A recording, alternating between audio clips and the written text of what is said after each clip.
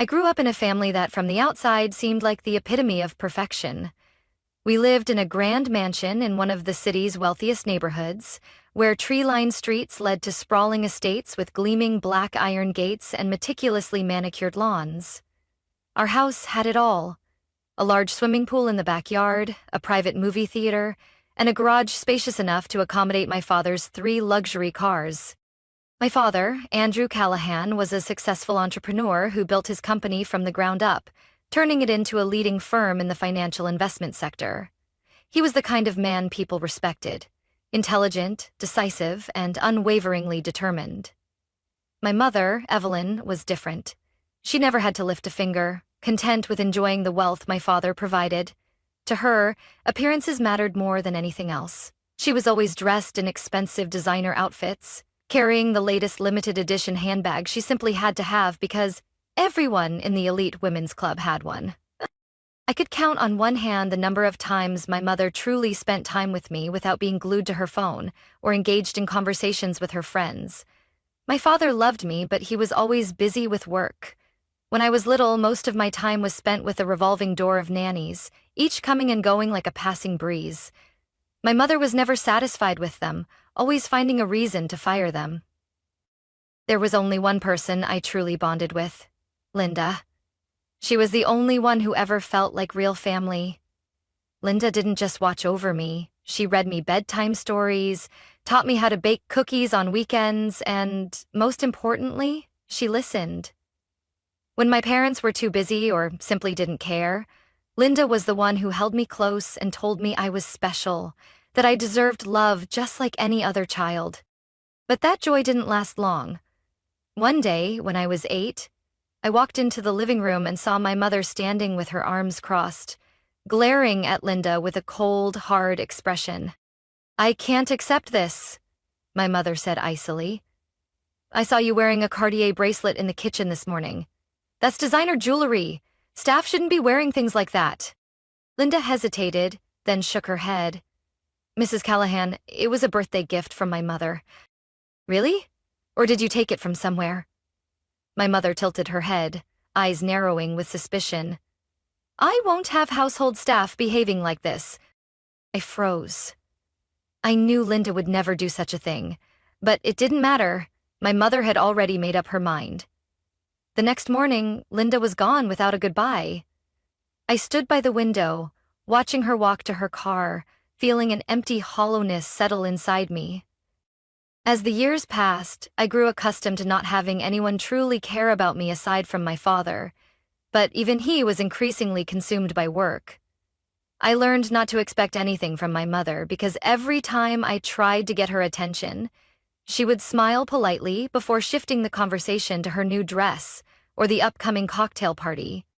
Then, everything changed when I was 14. I remember that night vividly. My father came home later than usual, looking exhausted but still managing a smile as he walked through the door. I had noticed the dark circles under his eyes growing more pronounced in recent weeks. He had been working relentlessly on an important deal, doing everything he could to ensure it went smoothly. "Sweetheart, have you finished your homework?" he asked as he passed through the living room, where I was curled up on the couch. "Yes," I nodded. "Did you eat yet?" He gave me a tired smile. "I'll grab something later. I just have a few things to finish up first." But he never got the chance. That night, the shrill ring of the phone shattered the silence of our vast home. I heard my mother scream from the living room. I rushed down the stairs and found her clutching the phone, her hands shaking. "No! No! This can't be happening," she stammered before letting out a wail. It turned into a nightmare. My father had collapsed at his office, an unexpected heart attack.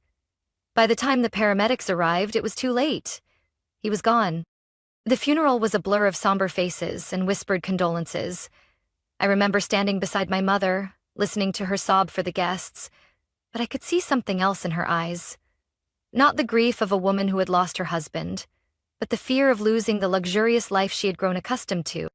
That fear quickly became a reality. My mother decided to take over my father's company, convinced that she could easily run it like a true businesswoman. I couldn't believe my ears when she confidently told the senior staff, "Women have a better instinct for business than men." Within 6 months, everything unraveled.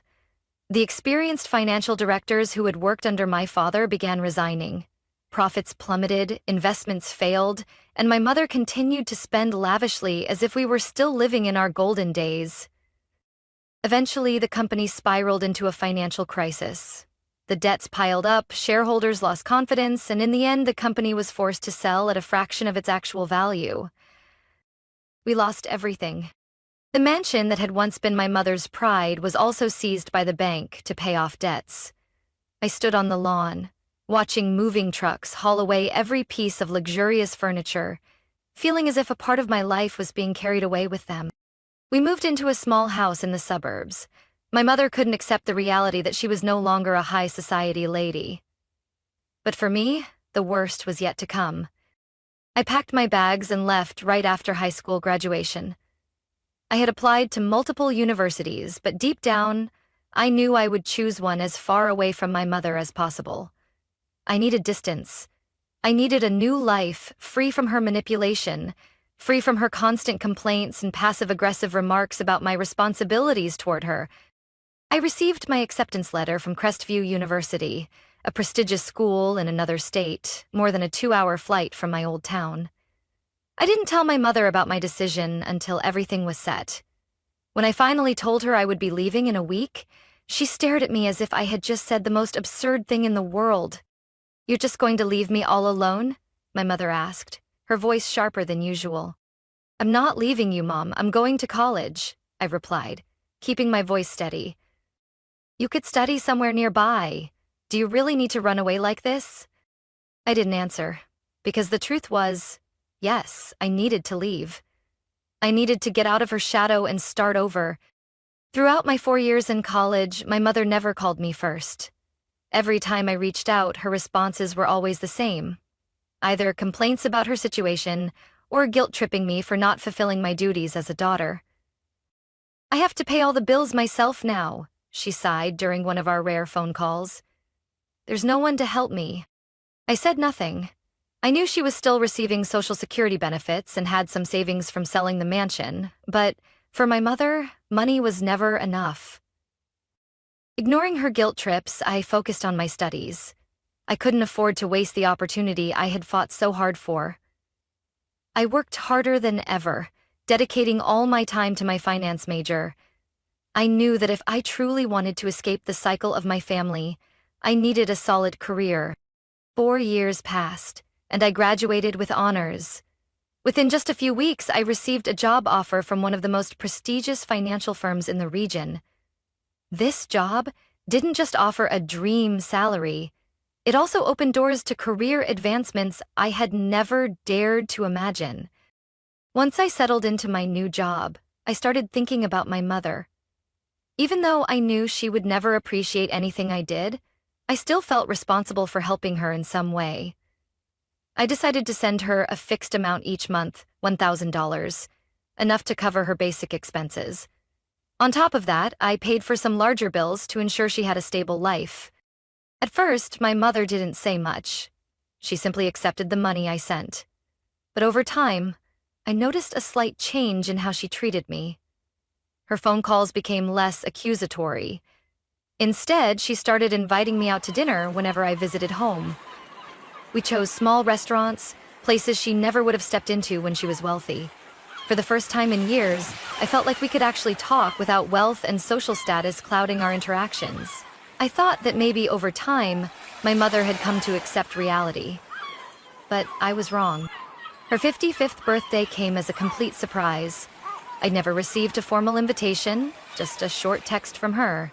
"Are you free Saturday night? I want to have a small dinner." I smiled when I read it. Though my mother had never been one to express gratitude, at least she wasn't making unreasonable demands.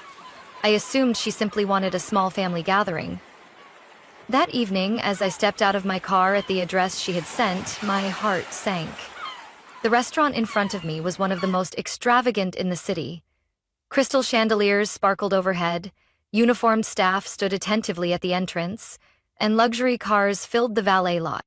I walked in, an uneasy feeling settling over me. When the host led me to the private dining area, I nearly couldn't believe my eyes. At least 30 people were scattered around elegantly draped tables. Not just family members, but also my mother's friends, people I had never met. They were all laughing, sipping expensive wine. My mother approached me, arms outstretched, beaming. "Jenna, I'm so happy you're here." I stood still, my breath growing heavy. "Mom, what is this?" "My birthday party," she said as if it was the most obvious thing in the world. I glanced around. Lavish dishes were being served, bottles of high-end wine glistened under the light. The only thing I could think about was the bill at the end of the night. "I booked everything in advance," my mother continued cheerfully. "You don't have to worry about a thing, just enjoy." A cold chill ran down my spine. "Did you tell me about this?" She frowned slightly, a hint of irritation crossing her face. "Jenna, don't make a big deal out of this. You're my daughter. You always pay for our dinners. What's the difference?" I looked at my mother for a long time, and for the first time in my life, I realized she had never changed. Even after losing everything, she was still the same person, the one who always assumed I was responsible for her, that my money was hers. I took a deep breath, reached into my purse, pulled out $200 and placed it on the table. "This is my share." My voice was strangely calm. "The rest is on you." The room suddenly fell into a tense silence. The guests around us stopped talking, their eyes filled with curiosity. My mother stared at me in shock. "Jenna, what are you saying?" "I'm not paying for this dinner," I stated clearly. "If you wanted to throw such a grand party, you should have told me beforehand. You can't just assume I'll cover everything." She stood frozen, then her expression shifted to anger. "You are so ungrateful," she nearly shouted. "After everything I've done for you?" I didn't respond. I simply turned around and walked out of the noisy dining room, leaving behind the murmurs and whispers. This time, I wasn't coming back. I returned to my hotel, locked the door, and collapsed onto the bed. I didn't turn on the lights. The only glow came from the city outside, the towering buildings shimmering in the night, as if whispering about the life-altering decision I was about to make. I picked up my phone, took a deep breath, and started typing the steps that would change everything. First, I opened my banking app and canceled the automatic $1,000 monthly transfer to my mother. I watched the confirmation screen, feeling a weight lift off my shoulders. Next, I called the dealership where I had bought the Lexus for her 2 years ago. "Hello, this is Jenna Callahan. I need to reclaim a vehicle under my name. Can I arrange for a tow truck to pick it up within 24 hours? "Of course, Miss Callahan," the employee replied professionally. "We'll send a driver to retrieve it first thing in the morning." After that, I opened my browser and accessed the website of the internet provider I had subscribed to for my mother. With just 3 clicks, I canceled the service, cutting off the high-speed connection she had been using for the past 2 years. Finally, I opened my social media app and typed out a straightforward post. "Important announcement. As of today, I will no longer be providing financial support of any kind to my mother or any other family members. All previous arrangements have been terminated. Please do not contact me requesting money." I stared at the words for a moment, then pressed post. My phone buzzed instantly. Before I could read the first comment, I turned it off, tossed it aside, and curled up in the clean hotel sheets. That night, I slept better than I had in years. The next morning, when I turned my phone back on, a storm had erupted in my inbox. There were over 20 messages from my mother. The first few were filled with fury. "What the hell are you doing? Do you know how humiliated I was last night? Who do you think you are? How dare you cut me off? Who gave you the right to do this?" Then the messages turned more dramatic and guilt-ridden. "You're leaving me to starve. Do you have any idea how much I sacrificed for you?" When I didn't respond, she started begging. "Jenna, please, just 1 more month. Just $500, that's all I'm asking." I locked my phone, threw it into my bag, and left the hotel without hesitation. In the following days, my relatives came after me relentlessly. Aunt Karen texted, "Jenna, do you really think you can treat your mother like this? She raised you." And this is how you repay her? Uncle Mark called, his voice dripping with disappointment. Your father would be ashamed of you. I thought you were better than this. None of them asked how I was doing. No one cared about the years of manipulation, pressure, and unreasonable demands I had endured from my mother. They only cared about the money. I blocked all their numbers. My life changed immediately. Without the fixed monthly payments, I suddenly had financial freedom. I moved into a bigger apartment closer to the city center, where I could finally enjoy my own space. I booked a flight to Europe, spending my days traveling alone, exploring new places. I had never had the chance to before. No one could call me asking for money. No one could make me feel guilty for choosing to live my own life. 2 months later, my mother tried to reach out. She used a neighbor's phone to call me. When I answered, her voice was familiar, but this time, there was a hint of weakness. "Jenna, I miss you," she said, as if nothing had ever happened. "I'm sorry about the birthday party. I got carried away and didn't think it through." I stayed silent. That apology wasn't genuine. "Can you help me out a little?" she continued. "I'm having trouble with this month's rent. Just this once, I promise I won't ask again." And that was the moment I knew she had never changed. I took a deep breath. "Mom, I can't help you anymore. You have to take care of yourself." "Jenna, you can't treat your mother this way." Her voice rose, filled with the familiar indignation. "I am your mother." I paused, feeling lighter than ever. Then start acting like one. I hung up. This time, I felt no guilt. From that day forward, I never heard from my mother again. Occasionally, through friends or social media, I found out she had to move into a smaller apartment. She continued telling anyone who would listen that I was an ungrateful daughter, that I had abandoned her after everything she had done for me.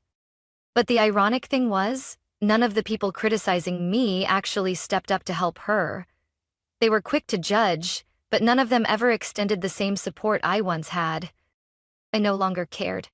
I focused on my work, built my career, and enjoyed the life I had created for myself. I spent time with people who genuinely cared about me, people who didn't see me as an endless source of money.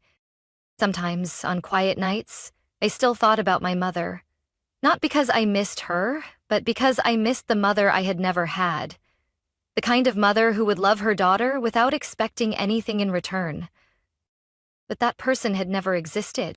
I no longer waited for an apology. I no longer hoped that one day she would change. Maybe, one day, if she truly understood, I would reconsider. But one thing I knew for sure. I would never go back to being my family's ATM again. That chapter of my life was closed, and I had never felt freer. Jenna's story is not just a personal one. It reflects the reality of many people in the real world. Those who are exploited by their families under the guise of love and duty. It proves that true love cannot be measured in money and that no one is obligated to bear financial burdens simply because of blood relations. Jenna chose to set boundaries, protect herself, and build her own life without being controlled by manipulation. Sometimes, cutting ties is the only way to find peace and true freedom. What do you think about Jenna's story? Have you ever been in a similar situation or known someone who struggled to break free from family control? Share your thoughts in the comments. Don't forget to follow the channel for more meaningful stories about family and life.